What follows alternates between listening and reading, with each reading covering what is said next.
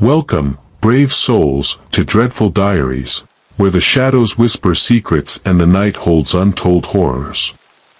If you crave the thrill of the unknown, make sure to subscribe and join our community of fellow horror enthusiasts. Now, dim the lights, grab a blanket, and let's dive into our first tale of terror. On a chilly Halloween night, the moon hung low in the sky, casting an eerie glow over the small town of Eldridge. The streets were alive with children in costumes, but a group of 5 friends, Jake, Sarah, Mark, Emily, and Tom, were more interested in the local legend that had haunted their town for generations, the Night of the Living Dead. According to the tale, every Halloween, the dead would rise from their graves in the old cemetery on the outskirts of town. "Are you guys really going to do this?" Sarah asked, her voice trembling slightly. She had always been the most superstitious of the group, and the thought of disturbing the dead made her uneasy. "Come on, it's just a story," Jake replied, trying to sound brave. "We'll go to the cemetery, take some pictures, and prove it's all just a myth." With a mix of excitement and trepidation, the group made their way to the cemetery, flashlights in hand. The air grew colder as they approached the wrought iron gates, which creaked ominously as they pushed them open. The cemetery was overgrown, with weeds and vines creeping over the headstones, and a thick fog began to roll in, wrapping around the graves like a shroud. "Let's split up and meet back here in an hour," Mark suggested, his bravado masking his own fear. "We'll cover more ground that way." Reluctantly, the group agreed. They ventured into the darkness, each taking a different path among the graves. Jake and Emily wandered toward the oldest section, where the stones were cracked and weathered. They joked nervously, trying to lighten the mood, but the atmosphere was thick with tension. Meanwhile, Sarah, Mark, and Tom found themselves near a large mausoleum. As they approached, they noticed strange markings on the door, symbols that seemed to pulse with an otherworldly energy. "What do you think that is?" Tom asked, his voice barely above a whisper. "Probably just some kids messing around," Mark replied, though he felt a chill run down his spine. Suddenly, a loud crash echoed through the cemetery, causing all of them to jump. They regrouped, hearts racing. "What was that?" Emily asked, her eyes wide with fear. "Let's check it out," Jake said, trying to sound brave again. They followed the sound, which led them to a nearby grave that had been disturbed. The earth was freshly turned, and the coffin lid lay cracked open. Before they could process what they were seeing, a low groan filled the air. The friends froze, their eyes wide with terror as a figure began to rise from the grave. It was a decaying corpse, its skin gray and rotting, eyes sunken and lifeless. The legend was true. "Run!" Sarah screamed, and they all turned to flee. But the cemetery seemed to come alive around them.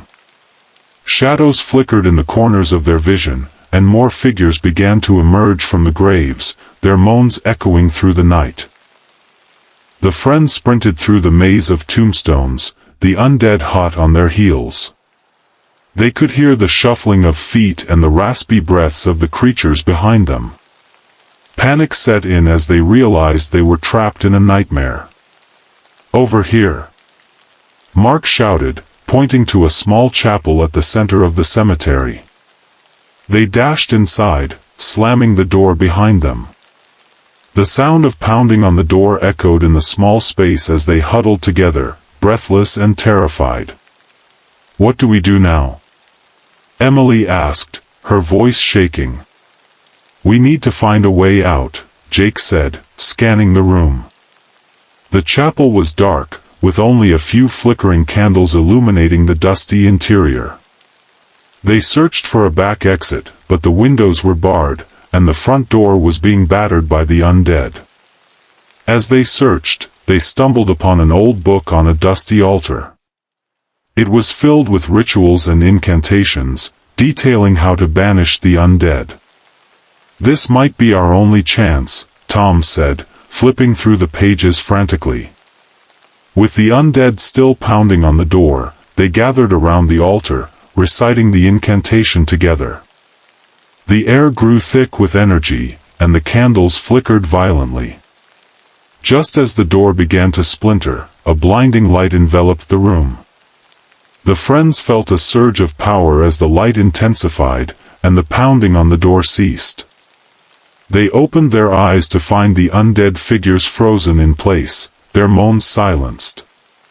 The light pulsed, and one by one, the figures began to dissolve into the air, returning to their graves. As the last of the light faded, the friends found themselves alone in the chapel, the cemetery eerily quiet once more. They looked at each other, relief washing over them, but the weight. It was a crisp autumn evening when Claire and David decided to take a stroll through the old cemetery on the outskirts of their town. The leaves crunched beneath their feet, and the fading sunlight cast long shadows across the gravestones. They had heard stories about the cemetery, how it was said to be haunted by the spirits of those buried there, but they dismissed the tales as mere folklore. "Come on, it'll be fun," Claire said, her eyes sparkling with mischief. "We can take some pictures and enjoy the spooky atmosphere." David chuckled, though a hint of unease crept into his mind. "All right, but if we see any ghosts, I'm running the other way." As they entered the cemetery, the air grew noticeably cooler. The towering trees loomed overhead, their branches swaying gently in the breeze. The couple wandered deeper into the graveyard, admiring the intricate carvings on the headstones and the stories they told of lives long past. After a while, they reached a secluded section of the cemetery, where the graves were older and more worn. The atmosphere shifted, it felt heavier, as if the air itself was thick with unspoken secrets. Claire pulled out her camera, eager to capture the haunting beauty of the place. "Look at this one," she said, pointing to a particularly ornate gravestone. "It's beautiful." As she snapped a photo, David felt a chill run down his spine. He glanced around, noticing that the shadows seemed to stretch and twist unnaturally, as if they were alive. He shook his head, trying to dismiss the feeling, but the sensation of being watched lingered. "Did you feel that?" he asked, his voice low. "Feel what?" Claire replied, still focused on her camera. "Never mind," he said, forcing a smile. "Let's keep going." They continued their exploration, but David couldn't shake the feeling that they were not alone. As they walked, he noticed dark shapes flitting between the gravestones, just out of the corner of his eye. He turned quickly, but there was nothing there, only the rustling leaves and the distant sound of a crow cawing. "Claire, I think we should head back," he said, trying to keep his voice steady. "Just a few more minutes," she insisted, her excitement infectious. "I want to get some more pictures." Reluctantly, David agreed, but as they ventured further, the shadows grew darker and more pronounced.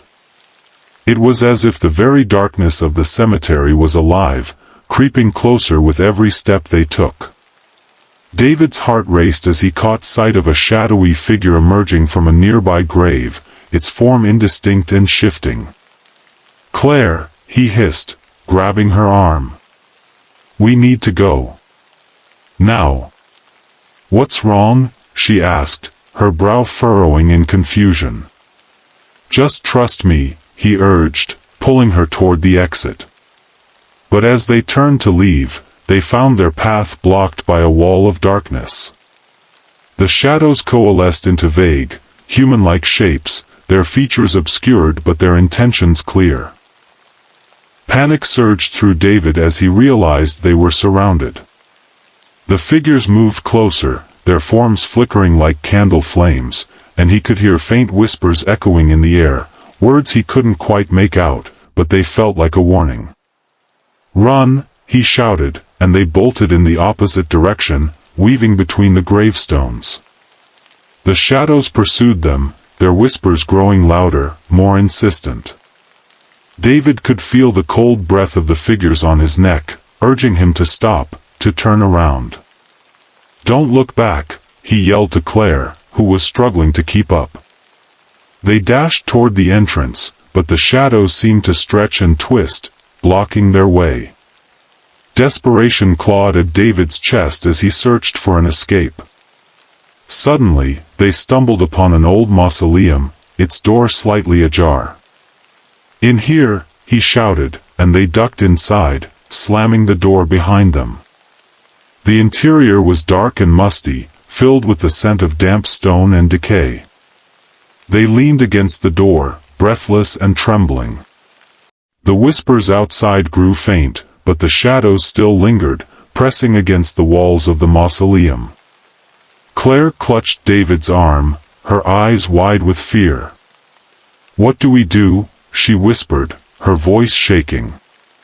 David scanned the room, searching for anything that could help them. In the dim light, he noticed an old lantern hanging from the wall. "I'll light this," he said, moving toward it. "Maybe it will keep them away." As he fumbled with the lantern, Claire's gaze drifted to a small window at the back of the mausoleum.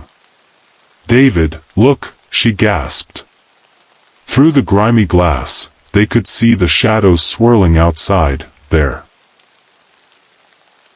Father Michael had served as the parish priest in the small town of Eldridge for over a decade. He had seen his fair share of sorrow and loss, but nothing prepared him for the day he was called to perform last rites for a long-time resident, Mrs. Agnes Holloway.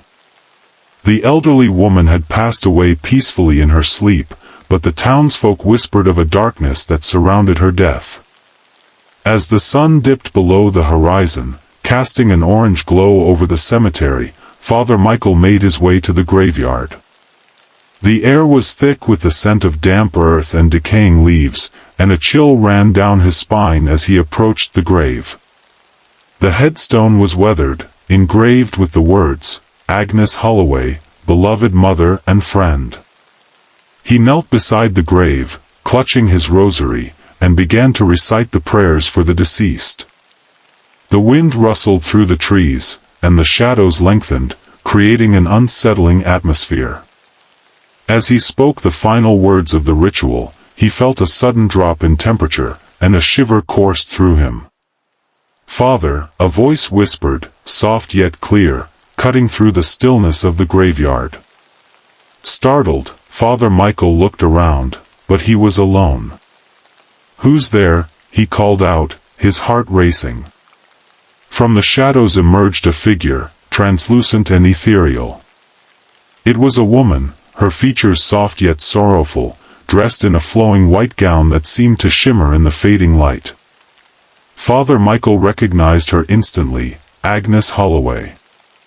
"Agnes," he breathed, disbelief washing over him. "Is it really you?" "Yes, Father," she replied, her voice echoing like a distant chime. "I have come to speak with you, for there are truths that must be revealed." Father Michael's mind raced. He had never encountered a spirit before, and the weight of the moment pressed heavily on him. "What do you wish to tell me?" "There is darkness in this town, Father," Agnes said, her eyes filled with a deep sadness. "A darkness that has lingered for generations, hidden beneath the surface. I was a keeper of secrets, and now I must share them with you." As she spoke, the shadows around them seemed to pulse, and the air grew thick with an otherworldly energy. Many years ago, this town was plagued by a series of tragic events, disappearances, accidents, and untimely deaths. The townsfolk turned a blind eye, burying their heads in the sand, but the truth is far more sinister. Father Michael listened intently, his heart pounding. "What happened?" Agnes took a deep breath, her form flickering slightly. There was a cult that once thrived in Eldridge, worshipping dark forces and performing rituals in secret. They believed they could harness the power of the dead, and in their greed, they sacrificed innocent lives to appease their dark gods. The priest's stomach churned at the revelation. But why has this been kept a secret? Fear, Agnes replied, her voice trembling. Those who knew the truth were silenced, either by the cult or by the fear of being ostracized. I was one of the few who dared to speak out, and for that, I was marked. I lived in fear until my last breath, and now I cannot rest until the truth is known. Father Michael felt a surge of compassion for the spirit before him. What can I do to help you find peace? You must reveal the truth to the town, Agnes urged, her eyes pleading. You must gather the people and tell them what happened. Only then can the darkness be lifted, and the souls of the innocent be freed. As she spoke, the shadows around them began to swirl, and Father Michael felt a sense of urgency. I will do it, Agnes. I promise. Thank you, Father, she said, her form beginning to fade. But be cautious. The darkness does not wish to be uncovered. They will try to stop you. With that, Agnes vanished, leaving Father Michael alone in the graveyard, the weight of her words heavy on his heart. He knew he had to act quickly. The next day, Father Michael gathered the townsfolk in the church, his heart racing as he prepared to share Agnes's story. The congregation was filled with familiar faces, but he could see the skepticism in their eyes. Dear friends, he began, his voice steady but filled with emotion. I have come to you with a heavy heart. There are truths about our town that have been buried for too long, and it is time we confront them. As he recounted Agnes's story, he watched the expressions of disbelief turn to shock and horror. Whispers filled the room, and some even gasped as he spoke of the cult and the sacrifices made in the name. In the small, forgotten town of Blackwood, nestled between dense woods and rolling hills, stood an ancient graveyard. It was a place shrouded in mystery, where the air was thick with the weight of history and the whispers of the past. At the center of the graveyard loomed a statue of a solemn figure, a hooded watcher, carved from dark stone, with eyes that seemed to follow anyone who dared to enter. The townsfolk spoke in hushed tones about the statue, warning that it came to life at night, watching over the graves and punishing those who disrespected the dead. Most dismissed the tales as mere superstition, but a few believed wholeheartedly in the legend of the Eternal Watcher. One crisp autumn evening, a group of teenagers, Jake, Lily, Mark, and Sarah, decided to test the legend. They had heard the stories from their parents and grandparents, but they were determined to prove that the statue was nothing more than a relic of the past. Armed with flashlights and bravado, they made their way to the graveyard just as the sun dipped below the horizon. Are you sure about this? Lily asked, her voice wavering slightly. What if the stories are true? Come on, it's just a statue, Jake scoffed, trying to sound confident. We'll take some pictures and then head back. It'll be fun. As they entered the graveyard, the atmosphere shifted. The air grew colder, and the shadows deepened, wrapping around the gravestones like a shroud. The statue loomed ahead, its stone face expressionless, yet somehow alive in the dim light. Let's get a picture with it, Mark suggested, pulling out his phone. The others hesitated but eventually gathered around the statue, laughing nervously as they posed. Say cheese. Mark called out, snapping a photo. But as the flash illuminated the statue, a strange sensation washed over them, a feeling of being watched, of something stirring in the darkness. Okay, that's enough, Sarah said, glancing around uneasily. Let's go. But Jake, emboldened by the thrill of the moment, stepped closer to the statue. What's the worst that could happen? It's just a rock. As he reached out to touch the cold stone, a sudden gust of wind swept through the graveyard, extinguishing their flashlights and plunging them into darkness. Panic surged through the group as they fumbled to turn their lights back on. "Jake, what did you do?" Lily cried, her voice trembling. "I didn't mean to," he shouted back, but before he could say more, a low rumble echoed through the graveyard, and the ground seemed to tremble beneath their feet. The statue began to shift, its stone form cracking and groaning as it came to life. The hooded figure straightened, its eyes glowing with an otherworldly light. The teenagers stood frozen in fear, their hearts pounding in their chests.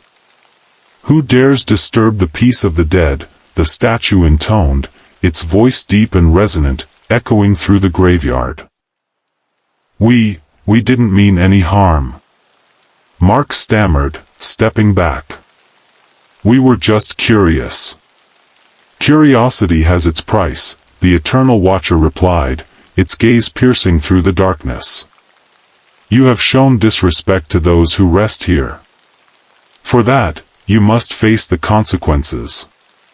The ground beneath them began to shift, and the shadows around the graves twisted and writhed, forming dark shapes that seemed to reach out toward the teenagers. Fear gripped them as they realized they were not alone. The spirits of the graveyard were awakening, drawn by the disturbance. "Run!" Jake shouted, and they turned to flee, but the shadows closed in around them, blocking their path. The statue moved with an unnatural grace, its stone form gliding toward them, eyes glowing brighter with each step. "Only by acknowledging the dead can you escape," it warned, its voice echoing like thunder. "You must show respect, or be trapped in this realm forever." Desperation clawed at their hearts as they stumbled through the graveyard, searching for a way out. They could hear the whispers of the spirits, a cacophony of voices urging them to remember the lives that had been lost, the stories that had been buried. "Wait!" Lily cried, her voice cutting through the chaos. "We need to honor them. We can't just run." The others hesitated, fear battling with the realization that they had to confront the consequences of their actions. "What do we do?" Mark asked, his voice shaking. "We need to apologize," Lily said, her eyes wide with determination. "We need to acknowledge the dead and promise to respect their memory." With trembling hearts, they turned back toward the statue, which had paused, watching them intently. Ethan had always been drawn to the eerie beauty of old graveyards. There was something about the weathered headstones and the stories they held that fascinated him. On a particularly foggy autumn afternoon, he decided to explore the long-abandoned cemetery on the outskirts of his town, a place rumored to be haunted by the spirits of those who had been forgotten. As he wandered through the overgrown paths, the air was thick with the scent of damp earth and decaying leaves. The sun struggled to break through the heavy fog, casting an ethereal glow over the graves. Ethan took his time, reading the inscriptions on the stones, each one a reminder of a life once lived. After a while, he stumbled upon a section of the graveyard that seemed different from the rest. The headstones here were older, their inscriptions barely legible, and the ground was uneven, as if it had been disturbed recently. As he walked deeper into this forgotten part of the cemetery, a chill ran down his spine. Then, he saw it, a weathered gravestone, partially covered in moss. As he brushed away the grime, his heart sank. The name etched into the stone was unmistakable, Ethan Jameson. The date of birth was familiar, but the date of death was what sent a wave of dread through him, October 31, 2023.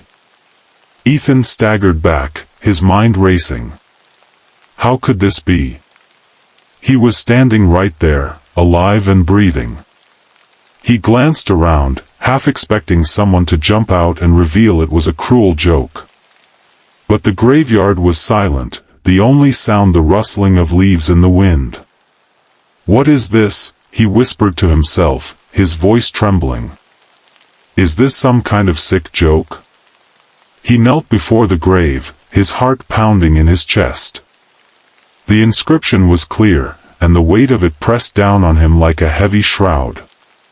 He felt a strange pull, as if the grave were calling to him, urging him to understand the truth behind it. As he sat there, lost in thought, a fog began to roll in thicker, enveloping the graveyard in an otherworldly haze. Shadows danced between the gravestones, and Ethan felt a presence around him. He looked up, and to his horror, he saw figures emerging from the mist, ghostly apparitions, their faces twisted in sorrow. "Who are you?" he called out, fear gripping him. "We are the Forgotten," one of the spirits replied, its voice echoing like a distant whisper. "We were once like you, living and breathing, but we have been lost to time." Ethan's mind raced. "What do you want from me?" "You must understand," the spirit continued, its form flickering like a candle flame. "You are at a crossroads. The grave you see before you is not just a marker of death, it is a warning. You must confront the choices you have made in your life." "What do you mean?" Ethan asked, confusion swirling in his mind. "Every life is a tapestry woven from choices, regrets, and moments of clarity. You have lived in fear, allowing doubt and uncertainty to guide you. If you do not change your path, you may find yourself here, among the forgotten." Ethan felt a wave of despair wash over him. He had always been cautious, afraid to take risks or embrace the unknown. He had let opportunities slip through his fingers, choosing safety over adventure. The thought of ending up like the spirits before him, lost and forgotten, filled him with dread. "Is there a way to change my fate?" he asked, desperation creeping into his voice. The spirit nodded, its eyes filled with a deep understanding. "You must embrace life, Ethan. Take the chances you have avoided. Live fully, and honor those who have come before you. Only then can you escape the fate that awaits you." As the fog thickened, the spirits began to fade, their forms dissolving into the mist. "Remember, the grave is not the end, but a reflection of the life you choose to lead," the last spirit whispered before vanishing completely. Ethan sat in silence, the weight of their words heavy on his heart. He looked back at the gravestone, the name etched into the stone now a stark reminder of the life he had been living. He realized that he had been given a second chance, a chance to rewrite his story. With newfound determination, he stood up and brushed the dirt from his knees.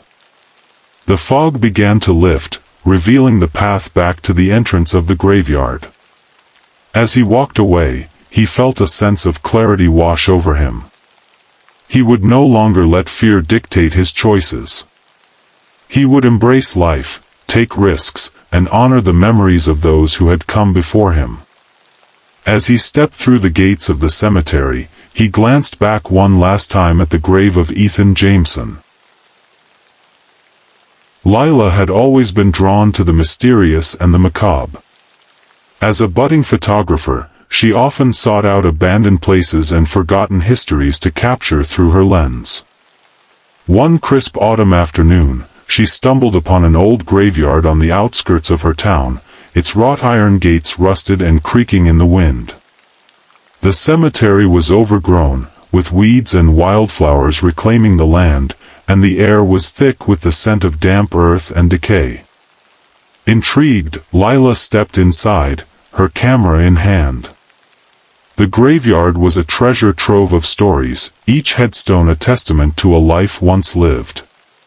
She wandered deeper, snapping photos of the weathered stones and the intricate carvings that adorned them. But as she explored, she felt an unsettling presence, as if the very ground beneath her feet was watching. As she ventured further into the cemetery, she came across a particularly old grave, its headstone cracked and leaning precariously. The name was barely legible, but Lila could make out the letters, Margaret Hargrove. The date of death was inscribed as 1873. Something about the grave called to her, and she felt an irresistible urge to get a closer look. Ignoring the unease creeping up her spine, Lila knelt beside the grave. As she brushed away the dirt and leaves, she noticed a small, ornate box partially buried in the earth. Curiosity piqued, she carefully dug it out, revealing a beautifully crafted wooden box adorned with intricate carvings. It felt heavy in her hands, and she could sense a strange energy emanating from it. "What secrets do you hold?" she murmured, her heart racing with excitement. She opened the box, but instead of treasures, it contained a collection of old letters, yellowed with age. As she began to read, she felt a chill in the air, and the hairs on the back of her neck stood on end. Suddenly, a gust of wind swept through the graveyard, and Lila felt a cold breath on her neck. She turned quickly, but there was no one there. Dismissing it as her imagination, she continued to read the letters, which spoke of betrayal, heartbreak, and a love lost to time. The final letter was a desperate plea from Margaret, begging for peace and resolution. As Lila read the last words, a low moan echoed through the graveyard, sending shivers down her spine. She looked around, her heart pounding. "Hello?" she called out, but only silence answered her. Feeling a sense of dread, Lila quickly placed the letters back in the box and buried it again, hoping to appease whatever spirit lingered there. But as she stood to leave, she felt a sudden weight on her chest, as if an unseen force was pressing down on her. Panic surged through her, and she stumbled back, her breath coming in short gasps. That night, Lila returned home, but sleep eluded her. Shadows danced in the corners of her room, and she could hear whispers echoing in her mind. "You disturbed me," a voice hissed, cold and filled with rage. "You must pay for your intrusion." Terrified, Lila tried to shake off the feeling, convincing herself it was just her imagination. But as the days passed, the haunting presence grew stronger. She began to see glimpses of a figure in her peripheral vision, an ethereal woman with hollow eyes and a sorrowful expression. The whispers became more insistent, filling her mind with dread. "Return what you took," the voice demanded, echoing in her thoughts. "You cannot escape my wrath." Desperate for relief, Lila sought the help of a local historian who specialized in the town's folklore. She recounted her experience, and the historian's expression turned grave. "Margaret Hargrove was wronged in life," he explained. "Her spirit has been restless ever since. If you disturbed her grave, she may seek revenge for the disrespect." "What can I do?" Lila asked, her voice trembling. "You must return to the graveyard and make amends," he advised. "Leave an offering and apologize for your intrusion. Only then can you hope to find peace." With a heavy heart, Lila returned to the graveyard that evening, the moon casting an eerie glow over the stones. She approached Margaret's grave, her hands shaking. "I'm so sorry," she whispered, kneeling before the headstone. "I didn't mean to disturb you. I only wanted to understand your story." As she spoke, the air grew colder, and the shadows around her deepened. She placed a bouquet of wildflowers at the base of the grave, hoping it would serve as a gesture of respect. "Please forgive me," she pleaded, tears welling in her eyes. "I didn't know." For a moment, silence enveloped the. In the quaint village of Eldermore, nestled between rolling hills and dense forests, there was a graveyard that held a chilling secret. Among the weathered headstones and crumbling mausoleums lay a grave that was unlike any other. It belonged to a young girl named Alara, who had passed away tragically many years ago. The villagers spoke in hushed tones about her grave, for it was said that at night, it would sing a haunting lullaby that echoed through the cemetery, drawing in anyone who dared to listen. The legend of the singing grave had captivated the imagination of the townsfolk, especially the children. They would dare each other to approach Alara's grave at night, but none ever stayed long enough to hear the lullaby. It was said that those who listened too long would vanish, their souls claimed by the spirit of the girl who sang. One fateful evening, a curious young woman named Clara decided to investigate the legend for herself. She had recently moved to Eldermoor and was fascinated by the stories that surrounded the village.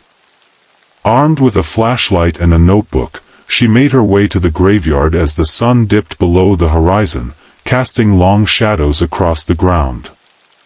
As she entered the cemetery, a chill ran down her spine, but her curiosity pushed her forward.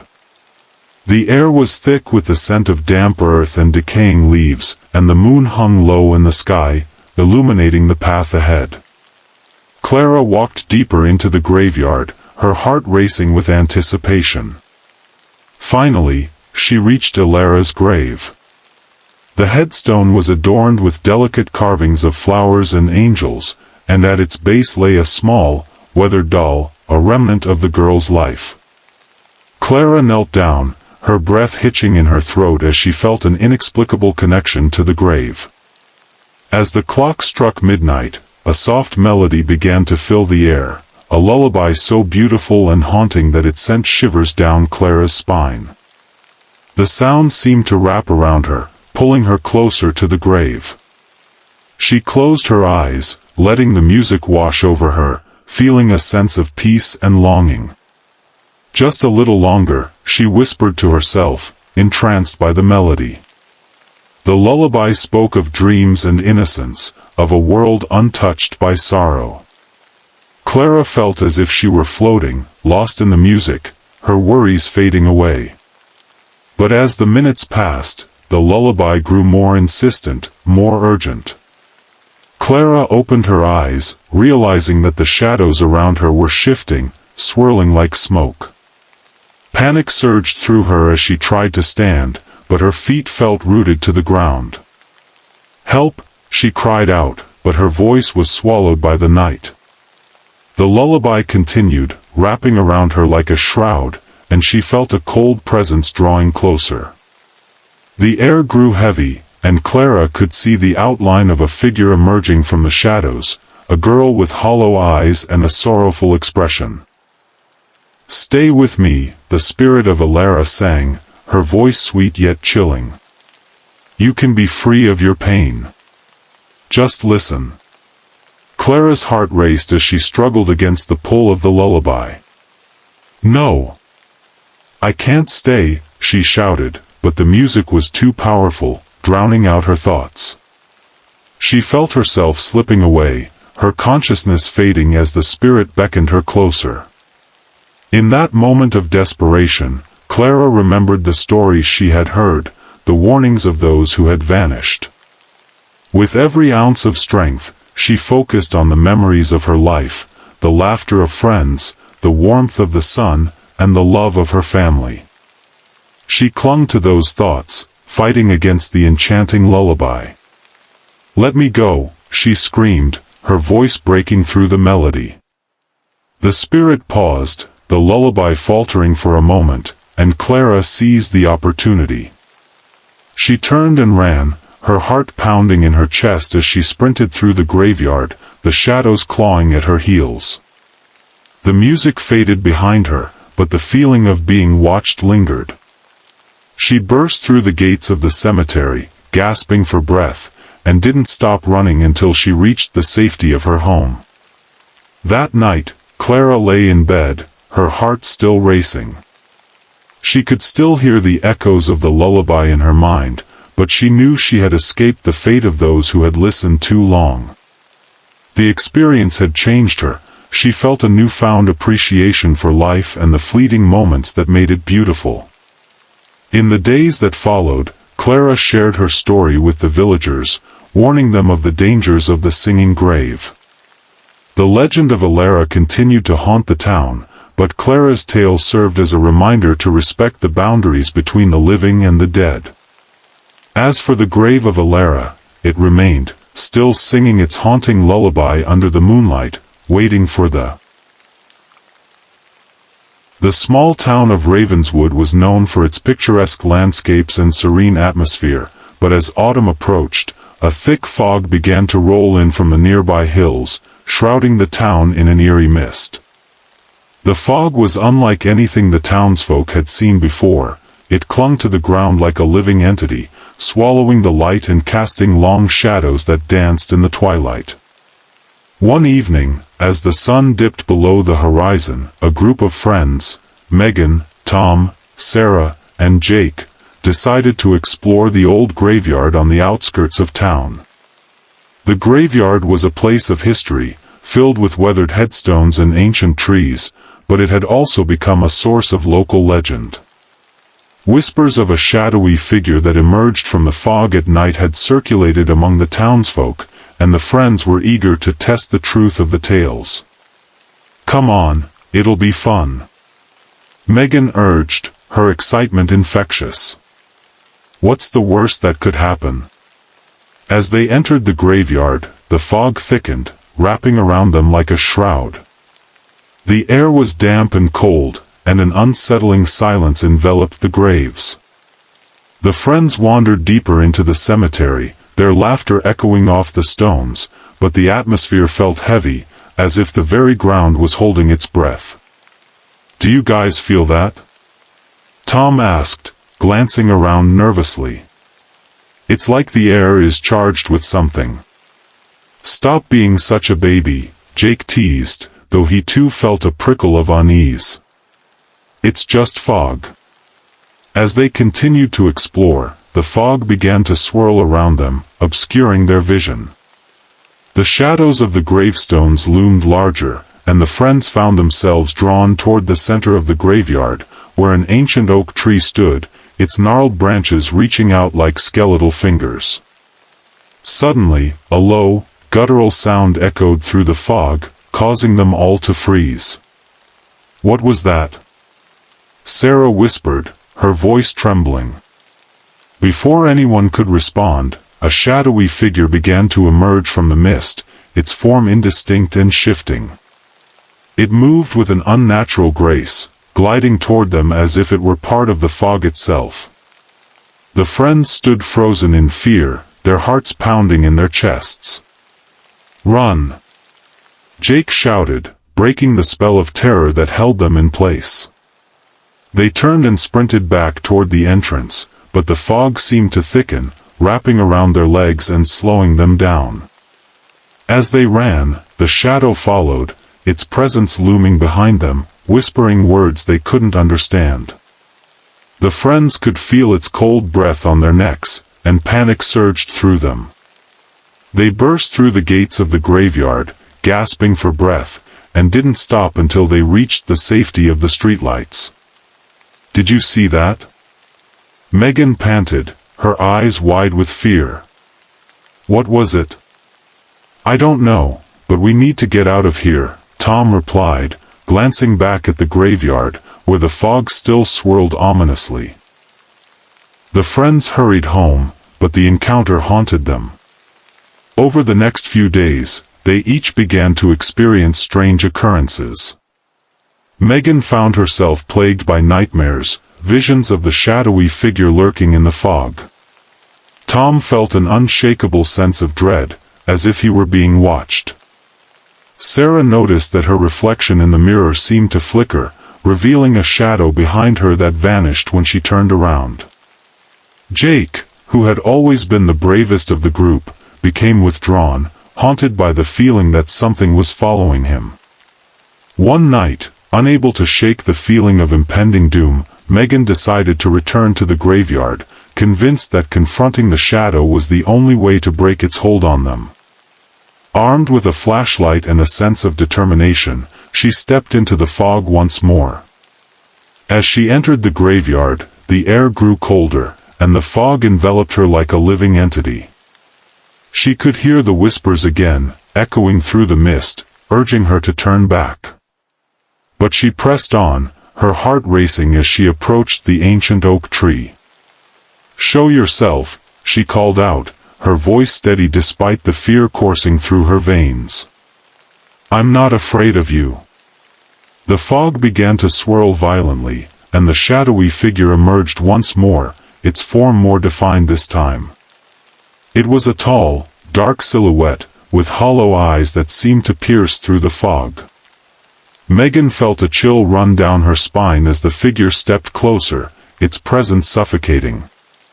"You have disturbed my rest," it intoned, its voice a low growl that reverberated through the air. "You and your friends are marked for death." "Why?" Megan demanded, her voice trembling but defiant. "We didn't."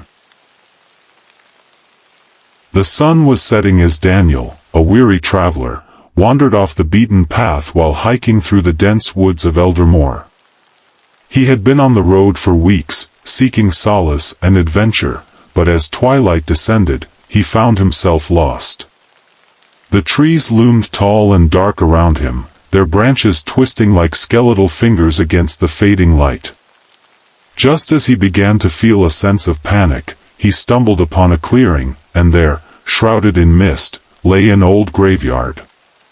The sight was both haunting and beautiful. Weathered headstones jutted from the ground at odd angles, their inscriptions barely legible. Vines and moss clung to the stones, and the air was thick with the scent of damp earth and decay. A chill ran down Daniel's spine, but curiosity drew him closer. He stepped through the wrought iron gate, which creaked ominously as he pushed it open. As he wandered among the graves, he felt an unsettling energy in the air. Each headstone seemed to tell a story, and as he read the names and dates, he could almost hear the echoes of the lives that had once been.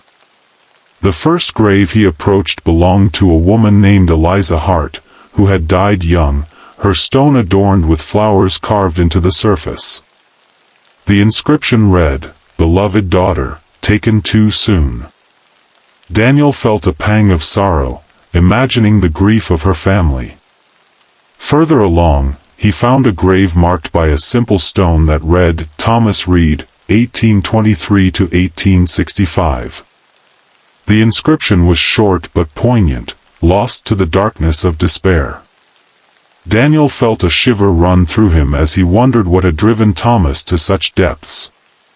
The air around him seemed to grow heavier, and he could almost hear a whisper carried on the wind, a lament for the lost souls buried beneath the earth.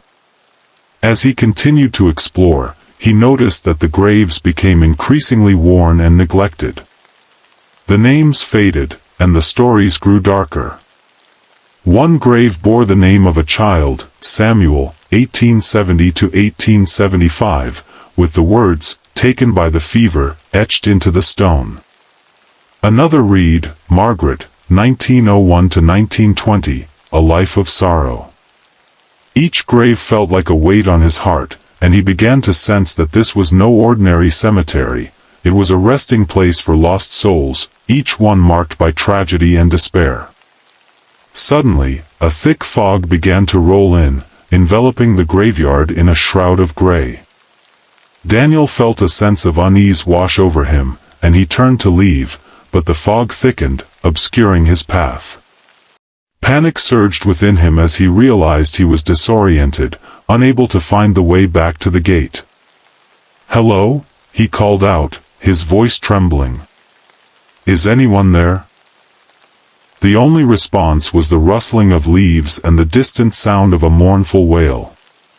As the fog swirled around him, Daniel felt a presence, a weight in the air that made his skin crawl. He turned to see shadowy figures emerging from the mist, their forms indistinct but filled with sorrow. They drifted among the graves, their faces twisted in anguish, and Daniel's heart raced as he realized he was not alone.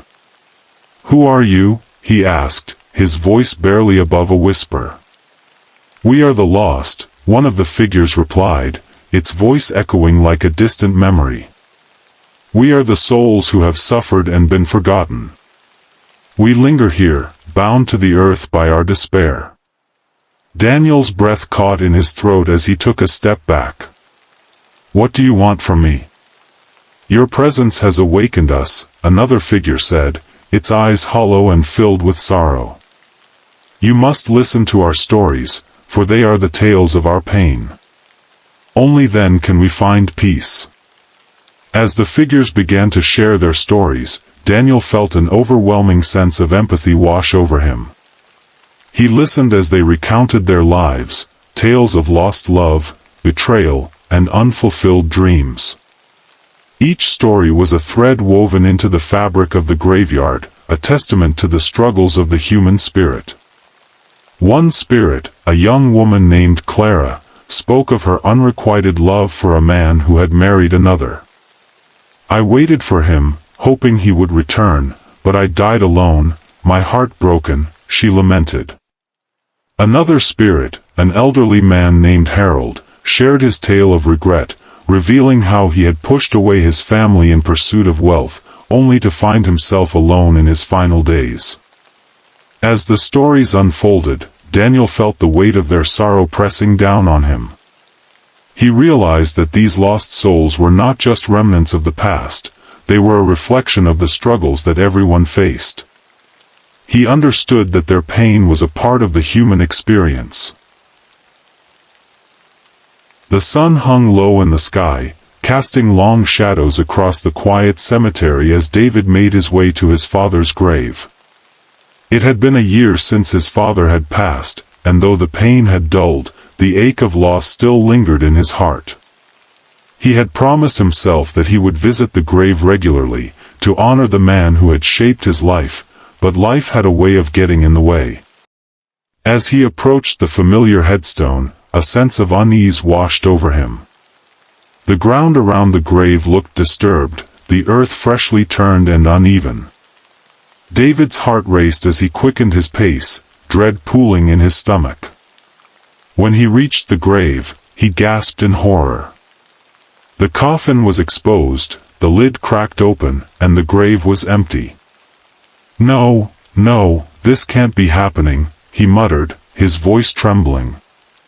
Panic surged through him as he stumbled back, his mind racing with questions. Had someone dug up his father's body? Was it a cruel prank? Or worse, had something supernatural occurred? Just then, a rustling sound came from the nearby bushes, and David turned to see a figure emerging from the shadows. It was a man, disheveled and wild-eyed, with dirt smeared across his face. David's heart raced as he recognized him, his father's old friend, Tom. "David!" Tom called, his voice frantic. "You have to help me." "What happened? Where's my father?" David demanded, his voice rising in panic. Tom's expression was grave. "I don't know how to explain this, but your father is back. He's returned, but it's not what you think." "What do you mean?" David asked, confusion and fear swirling within him.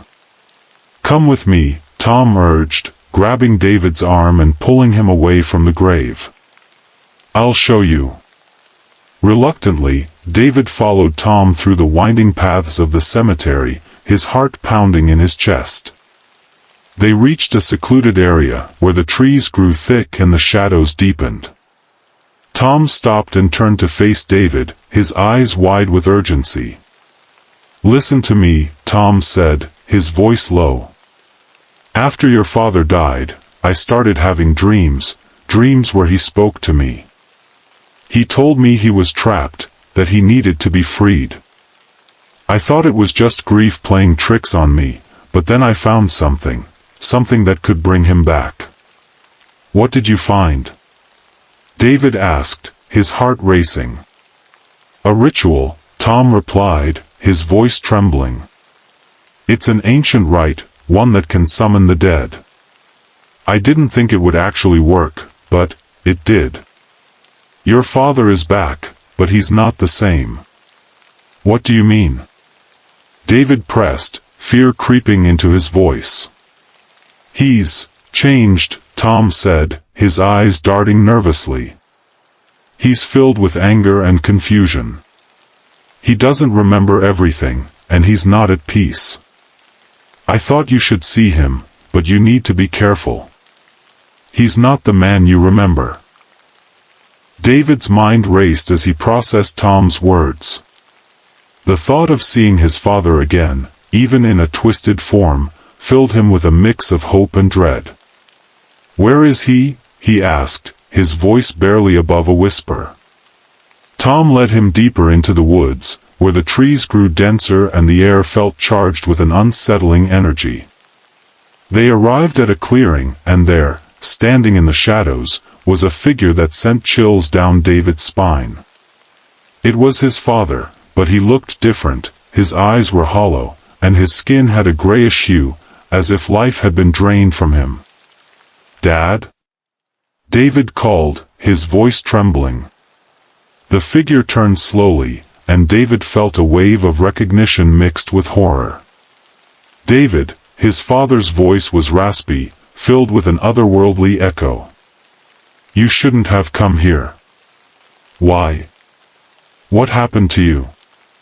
David asked, stepping closer, his heart aching at the sight of the man he had loved and lost. "I was trapped in the void between life and death," his father replied, his expression a mix of sorrow and rage. "I thought I could return to you, but I'm not whole. I'm filled with the pain of those who have died before me, and it's consuming me." David's heart sank as he realized the truth. His father was not the same man he had known, he was a vessel for the anguish of the dead. "What can I do?" he pleaded, tears welling in his eyes. "You must let me go," his father said, his voice breaking. "I can't stay here like this. I need to find peace, but I can't do it alone. You have to help me move on." In the small, fog-laden town of Eldritch Hollow, where whispers of the past lingered like the morning mist, a woman named Clara stumbled upon a peculiar sight. While walking her dog one dreary afternoon, she noticed a glint of silver peeking out from beneath a tangle of weeds in the old cemetery. Curiosity piqued, she approached the grave, brushing aside the overgrown foliage to reveal a delicate ring, adorned with intricate engravings and a deep crimson stone that seemed to pulse with an otherworldly energy. Clara, a history enthusiast, recognized the name etched on the gravestone, Eliza Hawthorne, a woman who had vanished under mysterious circumstances over a century ago. Ignoring the chill that crept up her spine, Clara slipped the ring onto her finger, feeling an immediate rush of warmth. Little did she know, she had awakened a long-dormant spirit. That night, strange occurrences began to unfold. Clara awoke to the sound of soft whispers echoing through her home, like a distant lullaby.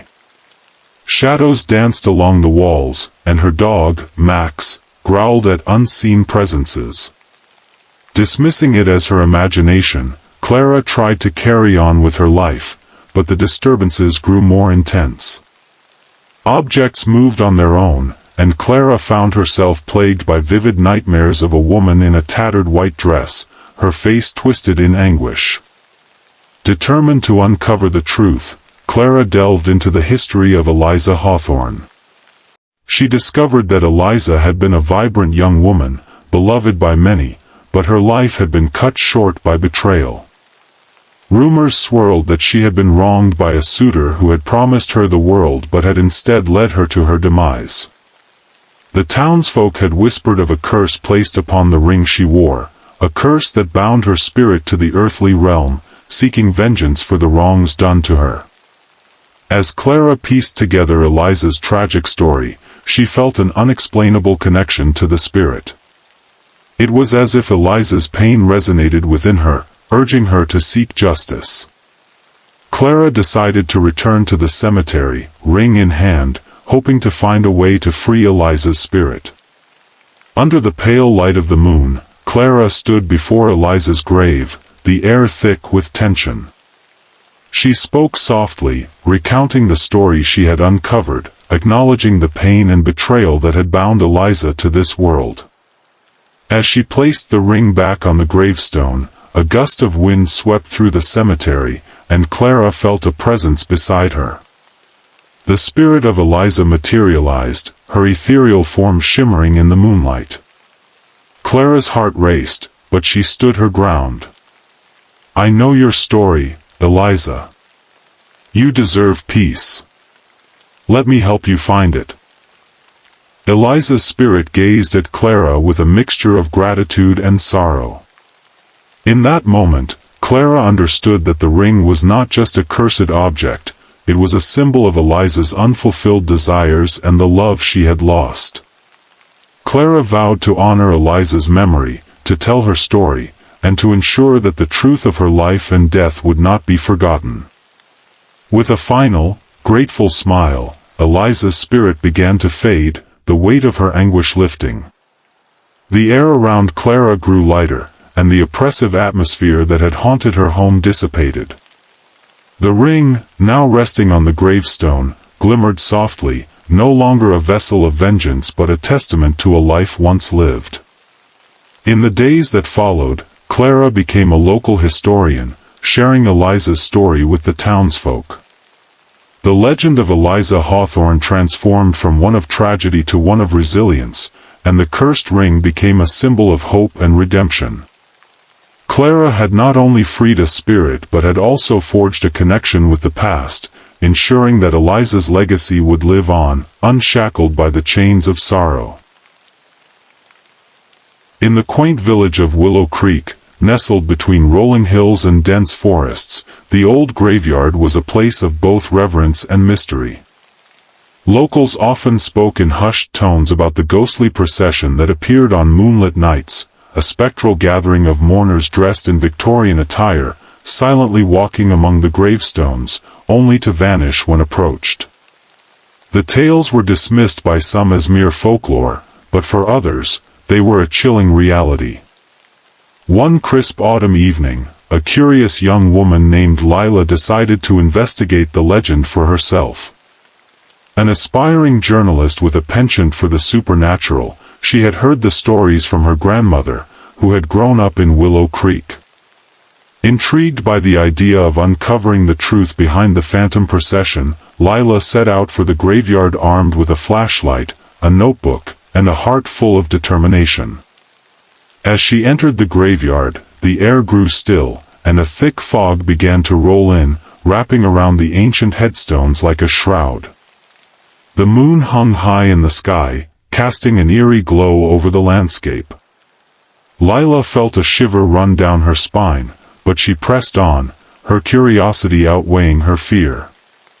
After wandering among the graves for what felt like hours, Lila finally caught sight of something unusual.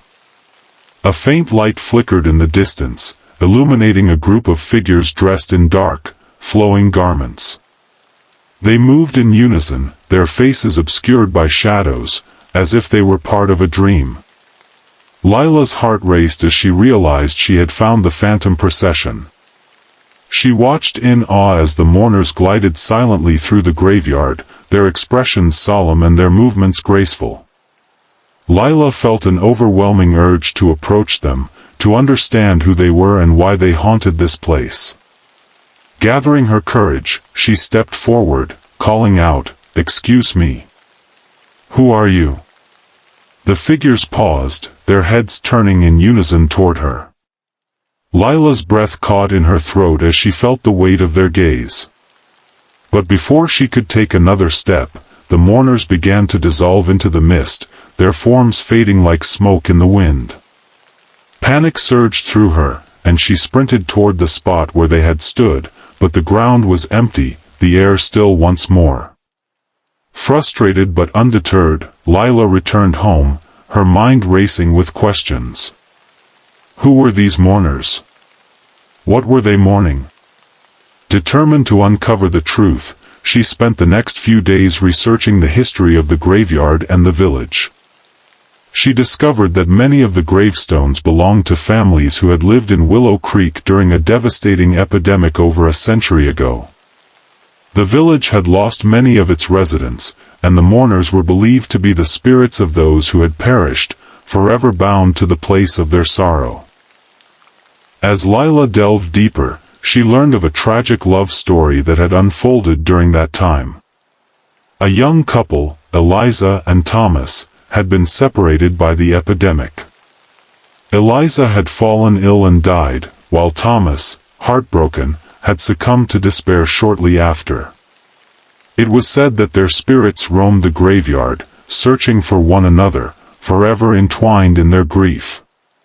With this newfound knowledge, Lila returned to the graveyard one last time, determined to help the lost souls find peace.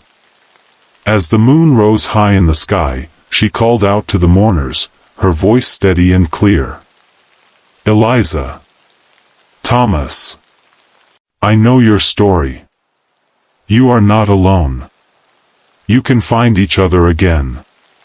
The air grew heavy with anticipation, and Lila felt a shift in the atmosphere. The fog began to swirl, and the mourners reappeared, their forms more defined this time. Lila could see the sorrow etched on their faces, the longing in their eyes. She stepped forward, her heart full of compassion. "You don't have to mourn anymore. You can be together." As she spoke, the mourners began to move toward her, their expressions softening. Lila felt a warmth envelop her, a sense of love and connection that transcended time. The figures reached out, and in that moment, Lila understood that she was a bridge between the living and the dead. With a final, grateful glance, the mourners joined hands, and together they began to ascend, their forms glowing with a radiant light. Lila watched in awe as they vanished into the night sky, leaving behind a sense of peace that washed over the graveyard. From that day forward, the stories of the phantom procession faded into legend, but the memory of Eliza and Thomas lived on in the hearts of the villagers. Lila had not only uncovered the truth behind the mourners but had also helped them find solace in the afterlife. The graveyard, once a place of sorrow, became a symbol of love and remembrance.